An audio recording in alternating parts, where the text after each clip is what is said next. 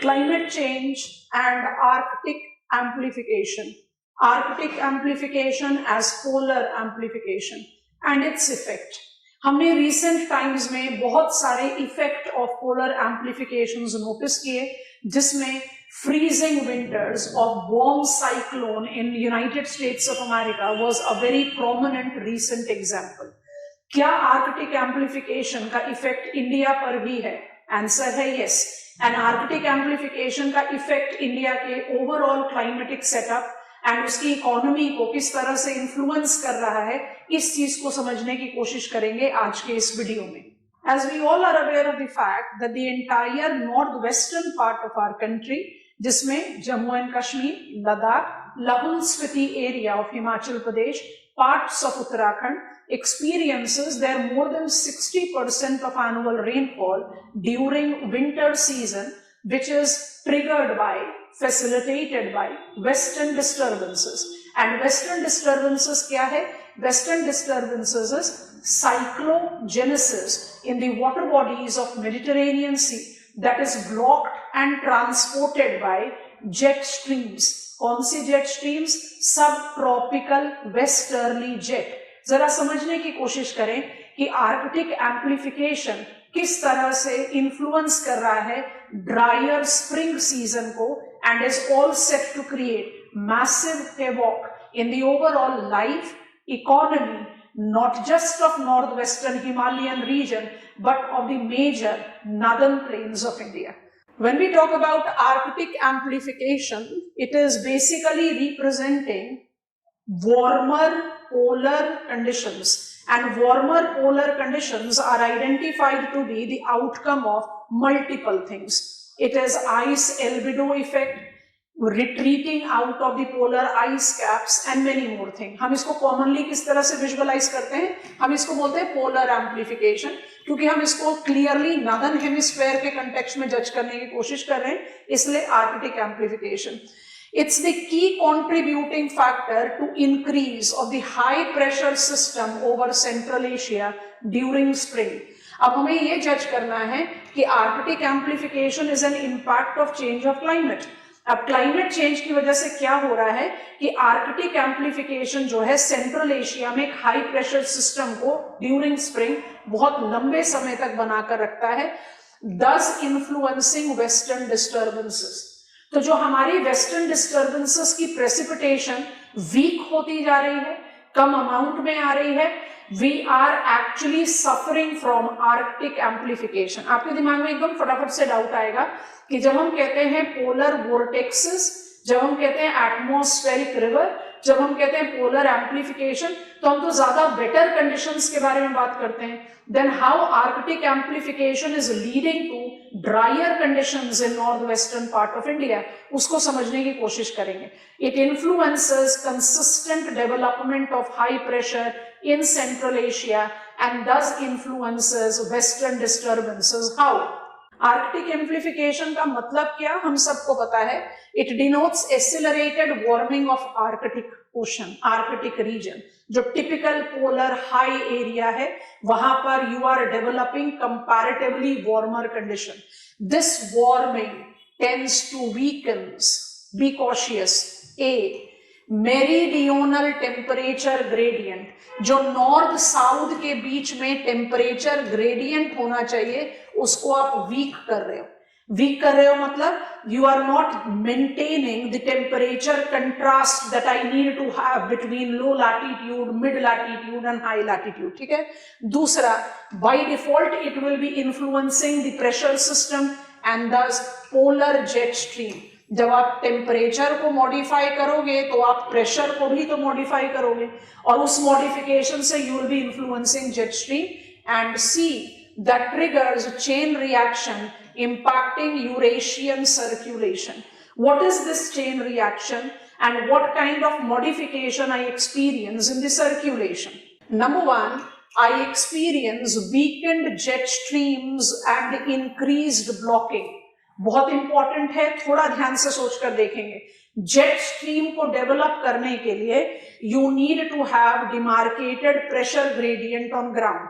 आपने atmospheric circulation की study में समझा है that jet streams are geostrophic flow that forms part of Hadley and polar cell that requires atmospheric gradient to propagate parallel moving upper air wind to isobars. अगर Arctic amplification होगा तो jet streams week होंगी. कैसे weak होती हैं? Reduced temperature contrast tends to weaken jet, favouring larger amplitude, wave height जिसको आप बोलते हो, slowing down the Rossby wave and creating more persistent high pressure in Central Asia. High pressure consistent Central Asian condition. I want you to notice this. एक consistent high pressure area हमें Central Asia में लगातार देखने को मिल रहा है scientific study में. Please notice 1934 to 1998 map 1, 2000 to 2010 map 2 and 2022 map 3. Are you noticing this red block that is being shown in the image? And this red block is identifying the shift.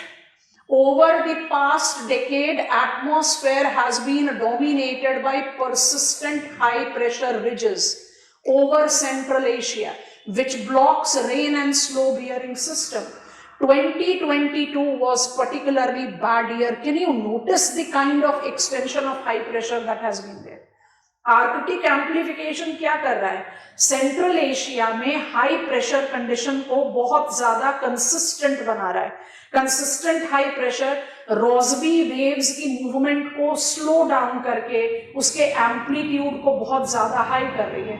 By default ये क्या करेगा? It will be influencing, now take it here, it by default will be influencing the atmospheric changes, arctic oscillation जिसको हम बोलते हैं, influences formation and trajectory of western disturbance.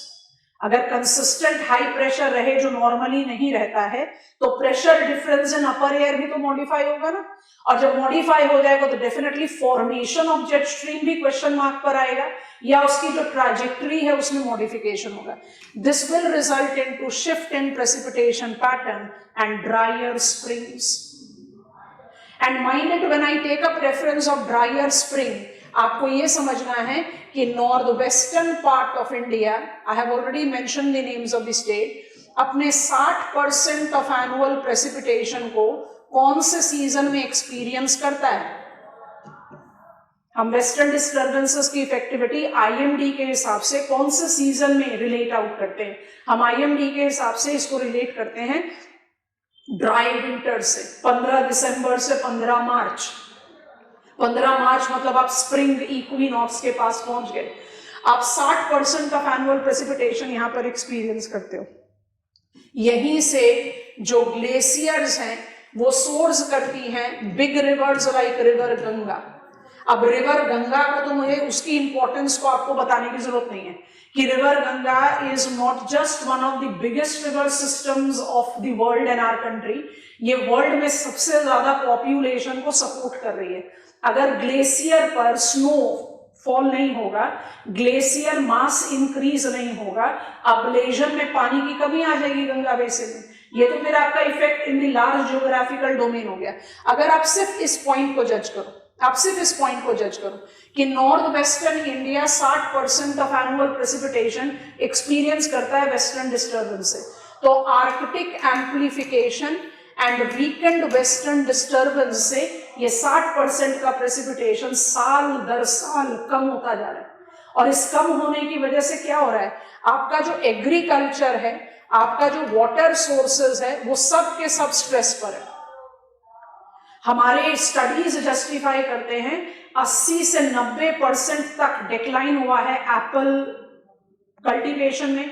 Even genetically modified agricultural crop को survive करना बड़ा मुश्किल है. तो आपका जो पूरा एग्रीकल्चरल सपोर्ट सिस्टम है नॉर्थ वेस्टर्न इंडिया में, वो तो बाय डिफॉल्ट एक चैलेंजिंग एवेन्यू पर है. उसके साथ क्योंकि अल्टीमेटली यही के ग्लेशियर्स हैं जो आपके बड़ी रिवर्स को सोर्स कर रहे हैं, तो पानी की कमी सिर्फ नॉर्थ वेस्टर्न इंडिया में नहीं, it will be applicable to rest of India also. इसको कंबाइन कीजिए और जज कीजिए that Arctic amplification, that is polar amplification, is not just related with increased instability It can also be associated with modification in the formation process or trajectory of subtropical jet influencing western disturbances, enhancing high pressure in Central Asia, generating drier condition. And this is definitely of extreme challenging incidents that we are experiencing in India. इसके साथ एक और बहुत important aspect को अपने radar पर ले लेंगे, and what is that? Give yourself this information. We are talking about dendroclimatology. What is dendroclimatology? It is the science that uses tree rings width and density to reconstruct historical temperature and precipitation pattern over hundreds and thousands of years. अभी जो हमने Arctic amplification और western disturbances का relation पढ़ा, जिसको हम कह रहे हैं इट्स क्रिएटिंग ड्रायर कंडीशन. हमारे कंट्री में springs are becoming extremely drier year by year, जो हमने समझा. इसको जज करने के लिए स्कॉलर्स हैव यूटिलाइज्ड डेंड्रोक्लाइमेटोलॉजी. ध्यान से देखेंगे. व्हेन आई टॉक अबाउट डेंड्रोक्लाइमेटोलॉजी, आप ट्रीज के जो रिंग्स हैं उसकी विड्थ और डेंसिटी के हिसाब से जज आउट करते हो कि किस तरह का टेम्परेचर या प्रेसिपिटेशन पैटर्न रहा है. तो जब मॉनसूनल टाइम है, माने वेटर कंडीशन है, तो आप नोटिस करो कि आपका जो रिंग का विड्थ होता है वो चौड़ा होता है, और जब ड्रायर सीजन होता है ना तो वो पतला हो जाता है. तो आप अगर देवदार, this is the experiment that has been applied on देवदार trees, and I can have it with almost every tree. जिस तरह के rings मुझे हर ट्री के बार्क में मिलता है. Of course बहुत ही detailed scientific approach of study है. ये मुझे क्या बता रहा है कि when I take up the account of rings, it is giving me that with the changing time, माने अगर हम इसको कुछ 1000 years में कंपेयर करें, beginning of 20th century to today, there is a consistent decline in the precipitation. Things are becoming more warmer and is becoming more drier. इसलिए मेरी rings जो हैं वो और ज्यादा पतली पतली पतली पतली होती जा रही हैं. अडेप्टेशन को डायरेक्टली चैलेंज करता है. तो आर्कटिक एम्प्लीफिकेशन या पोलर एम्प्लीफिकेशन को सिर्फ एक पॉइंट के साथ मत रिलेट करना, that it will create instability. I want to conclude saying any polar amplification can result into change in the climate, which can correspond to extreme unstable, जो हमारा blizzard, bomb cyclone का case हुआ north America में, to extreme dry, जो हम experience कर रहे हैं हमारे कंट्री में पिछले कुछ सालों से. 2022 सबसे बुरा. And it is by default going to have its massive influence on ecology of that region, economy of that region, and economy and water resource availability in the entire northern part of India. Bye-bye for today.